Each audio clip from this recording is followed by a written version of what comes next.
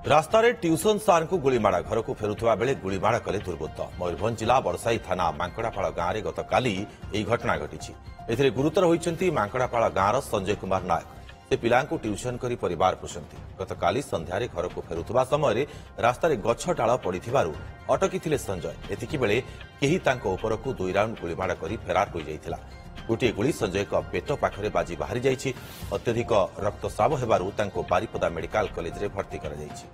पूर्व शत्रुतारु ए गुलीमाड़ होइतिबा अनुमान करा जाउछि। बड़साही पुलिस एवं टाउन थाना पुलिस मेडिकल रे पहुंची पचराउचरा करबा सहित अधिक तदंत चलाइछन्ति। अधिक सूचना पई आम सहयोगी माणिकलाल पाणी आम सहित जोड़ी होचन्ति। माणिकलाल, गतकाली केउ समय घटना आउ काहे की हेला जने ट्यूशन सार को गुलीमाड़ किए कला ए बाबद रे किछि सूचना हस्तगत हेलानि? निश्चित दुर्गा देखो जो जो जो सार जनक जो होचन ट्यूशन सार से गाँवली ट्यूशन सार गाँव रे जो ट्यूशन करके चलती से व्यक्ति जनक जहाँ स्त्री आसी स्त्री जहाँ कहवा कथा गाँव रे स्त्री जड़े अंगनवाड़ी कर्मी भाव चाकरी पाइले तो सेठू जो मैंने चाकरी पाई नथिले सहित टिके विवाद होता तो सी सीधा सड़क अनुमान कर अभियोग कर हुए तो सही गंडगोल एवं शत्रुता नहीं कि लोक दुर्वृत्त गुलीमाड़ करे। प्रतियोगिता एते थिला जे गुलीमाड़ पर्यंत कथा चली गला। निश्चित यह एक चिंताजनक कथा।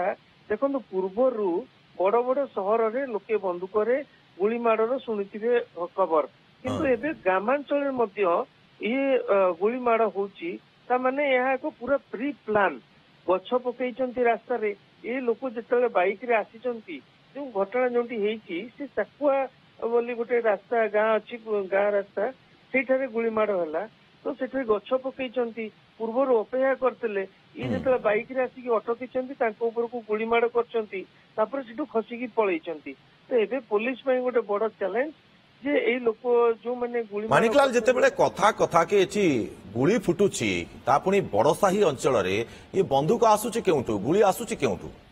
निश्चित प्रकृत रे ये ग्रामांचल रे लोके बंदूक आणुचंती।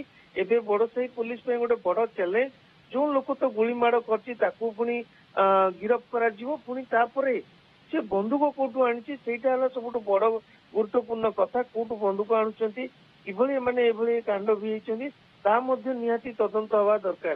बड़साही पुलिस तो एबे तांको पछरे पड़ची जो माने गुलीमाड़ करतले किंतु जो व्यक्ति जनक तांको अवस्था गुरुतर हबारु तांको गतकाली कटक बड़ डाक्तरखाना को स्थानांतरित कराइछि। तांको पेटरे गुली बाजिकी आरपटू बाहरी जाइछि।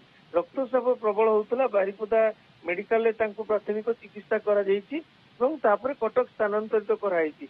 तो बड़ा आश्चर्य विषय ये कथा जो प्रचारित होउछि सबुआडे चिंताजनक विषय जे ग्रामांचल रे मध्य गुलीमाड़ होउछि लोके बंदूक आणुचंती लोके प्री प्लान ए सब गंडगोल होउछि लोक साधारण गोटे चाकरी पाई जदि भी निश्चित। माणिकलाल, गोटे पटे ट्यूशन सार चिकित्सा जारी रहिथिबा बेले अन्य पटे पुलिस तदंत करुछि जे गुलीमाड़ किए एवं काहेकि कला। बहुत बहुत धन्यवाद आपनकु तमाम सूचना पाई माणिकलाल।